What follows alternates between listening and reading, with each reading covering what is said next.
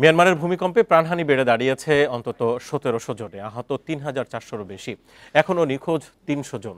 এদিকে ভূমিকম্পে থাইল্যান্ডের ব্যাংককে একটি নির্মাণাধীন ভবন ধসে মৃতের সংখ্যা বেড়ে ১৮ জনে দাঁড়িয়েছে বলে জানিয়েছে দেশটির কর্তৃপক্ষ।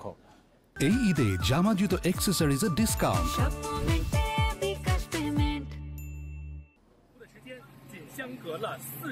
এ যেন সময়ের বিরুদ্ধে জীবন বাঁচানোর অনন্য লড়াই। মিয়ানমারের ভূমিকম্পে ক্ষতিগ্রস্ত এলাকাগুলোতে চলছে এই উদ্ধার অভিযান। সেখানকার বাতাসে এখন কেবলই লাশের গন্ধ ভেসে বেড়াচ্ছে। তীব্র তাপদাহের কারণে শহরের ধ্বংসস্তূপের নিচে আটকে পড়া মৃতদেহগুলো পচে যাচ্ছে।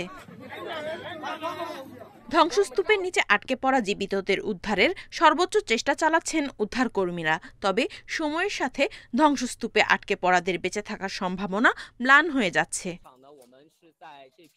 ভূমিকম্পে ক্ষতিগ্রস্ত এলাকাগুলোর উদ্ধার কাজে স্থানীয়দের সঙ্গে এবার চীন ও সিঙ্গাপুরের উদ্ধারকারী দলও যোগ দিয়েছে। মান্দালয় এবং নেপিদোতে ধ্বংসস্তূপের নিচে আটকে পড়াদের উদ্ধারে সহায়তা করছে তারা। ভূমিকম্পে বাড়িঘর হারিয়ে বাস্তুচ্যুত হয়ে পড়েছে মিয়ানমারের অনেক মানুষ। এলাকাগুলোতে এখন পর্যন্ত কোনো ত্রাণ সহায়তা না পৌঁছানোয় চিন্তিত বাসিন্দারা। দুর্যোগের কারণে ভবনগুলো ক্ষতিগ্রস্ত হওয়ায় রোগীদের ভবনের ভেতরে নিয়ে চিকিৎসা দেয়া অনিরাপদ হয়ে পড়েছে। তাই কয়েকটি স্থানে খোলা আকাশের নিচে ভূমিকম্পে আহতদের চিকিৎসা দেয়া হচ্ছে। এই ভূমিকম্পকে মিয়ানমারের শিশু ও পরিবারগুলোর জন্য চরম বিপর্যয় বলে উল্লেখ করেছে জাতিসংঘের শিশু তহবিল ইউনিসেফ। শিশুদের মানসিক স্বাস্থ্যের উপর এর মারাত্মক প্রভাব পড়বে বলে সতর্ক করেন তারা।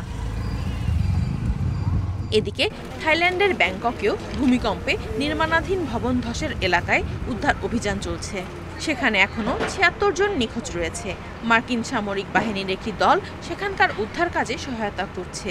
ধ্বংসস্তূপের নিচে আটকে পড়াদের উদ্ধারে ভারী যন্ত্র ব্যবহার করছে তারা। Nadia Tabassum, independent news.